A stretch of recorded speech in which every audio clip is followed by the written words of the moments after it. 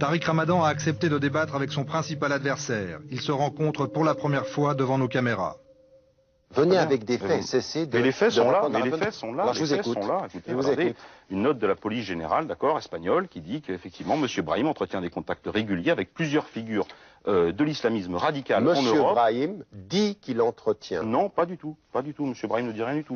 C'est l'unidad centrale d'information extérieure, d'accord, l'équivalent des services extérieurs, de renseignement extérieur, qui dit que M. Brahim, sur la foi d'informations dont il dispose, notamment des écoutes téléphoniques, entretient des relations régulières avec vous. Eh ben, manque de chance, monsieur. Vous le connaissez pas. Il n'y a pas de contact téléphonique entre lui et moi. Non, mais vous le connaissez pas. Mais il n'y a pas de contact téléphonique, il est sur écoute, il n'y a pas de contact téléphonique, c'est la preuve. Non, il parle de vous.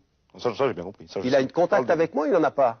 Non, mais pas dans la procédure du juge Garçon. Il parle... Mais attendez, mais soyez sérieux. Il a des contacts téléphoniques avec moi ou pas? Bah, bien sûr que oui. Bien sûr que oui, c'est ce que dit la police. C'est pas moi qui le dis. Attendez, il est sur écoute et on n'a aucun lien téléphonique avec moi. Vous trouvez pas ça sidérant?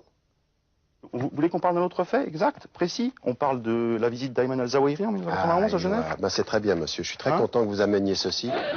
Ayman al-Zawahiri, ici à gauche de Ben Laden, est le numéro 2 d'Al-Qaïda. Cet ancien frère musulman égyptien, formé à l'idéologie du grand-père de Tariq Ramadan, est depuis longtemps dans le collimateur de tous les services de renseignement. Voilà, monsieur, une déclaration qui est parue en 1996, c'est une AFP, avec l'intervention du gouvernement suisse. Ayman al-Zawahiri n'est jamais passé en Suisse, il était en Bulgarie, je ne l'ai jamais rencontré, c'était en 1996, monsieur. Ayman al-Zawahiri n'est pas passé à Genève, je ne l'ai jamais rencontré. C'est un autre faisceau d'indices. Est-ce que vous avez des preuves? Alors écoutez, écoutez, j'ai le témoignage qui est signé ici d'une personne qui fréquentait le centre des Eaux Vives, d'accord, et qui dit avoir assisté en 1991 à une prière du vendredi, et au cours de laquelle votre frère, Hani Ramadan, mais je ne suis pas mon frère. C'est vrai, c'est vrai. Vous êtes impressionnant. Vous êtes partout et nulle part, c'est vrai. Vous êtes impressionnant. J'aimerais terminer sur une chose, monsieur. Voilà, ici, voilà, le témoignage. Monsieur. D'accord, voilà. On a invité tous les participants, cette prière du vendredi, à assister à une conférence donnée par monsieur Ayman al-Zawahiri, que votre frère a présenté comme un islamiste moudjahidine. Voilà. En 91. Monsieur.